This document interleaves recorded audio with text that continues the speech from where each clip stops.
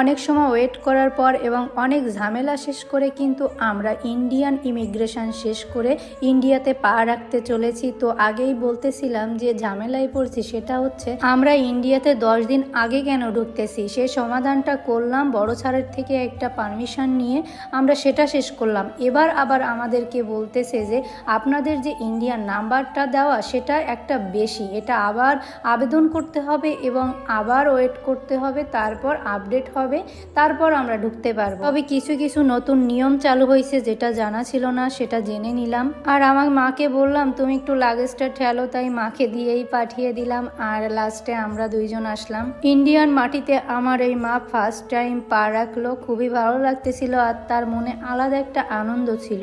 তো বাহিরে না আসতে আসতে আমার মা কিছুই জানে না এবং কিছুই বোঝে না বললেই চলে। এই যে সৌরভ দাদা আমাদের জন্য সেই সকাল থেকে ওয়েট করতেছিল অনেক সময়। আমি ভাবতেছিলাম দাদা হয়তো বা চলে যাবে। আমি আমার মা বাবাকে বললাম এই সেই দাদা যিনি আমার বাবুর জন্য ওষুধ নিয়ে গেছিল, তো দাদাও আমাদের সঙ্গেই যাবে, মানে তার সঙ্গে আমরা যাব। তো এখানে বলতেছিলাম দাদা অনেক ভালো লাগলো, আসলে অনেকক্ষণ ধরে ওয়েট করতেছিল। তারপর একসঙ্গে সবাই গাড়িতে উঠে পড়লাম। আমরা এখান থেকে যাব হচ্ছে মণিপাল সল্ট লেকের ওখানে, মানে সল্ট লেকের ওখানে যে মণিপালটা আছে ওখানে কিন্তু আমরা যাব। আমাদের ইন্টেনশন এটাই, আমরা ওখানে একটা হোটেল দেখে ওখানেই উঠে পড়ব।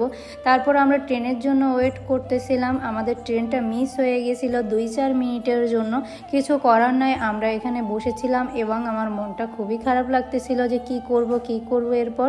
আমি তো সবসময় এই চিন্তায় থাকি, কারণ কি আমার বাবা মার ধৈর্যটা একটু কম। ধৈর্য বলতে কি, বাহিরে এসে যে বসে থাকা অনেকক্ষণ ধরে, এটা খুবই খারাপ লাগে। আর তারপর জার্নি করে সেই সকাল ভোর থেকে জার্নি করে, আর ট্রেনে একটা দিদি, ইনি অন্ধ, ইনি সবার কাছে টাকা চাচ্ছিল, দেখে অনেক খারাপ লাগতেছিল। তো তারপরও সুন্দর করে গান করতেছিল, এটা শুনে অনেক বেশি ভালো লাগতেছিল। আজকের ভিডিওটা এই পর্যন্ত। সবাই ভালো থাকবেন আর পরের ভিডিওর জন্য ওয়েট করবেন।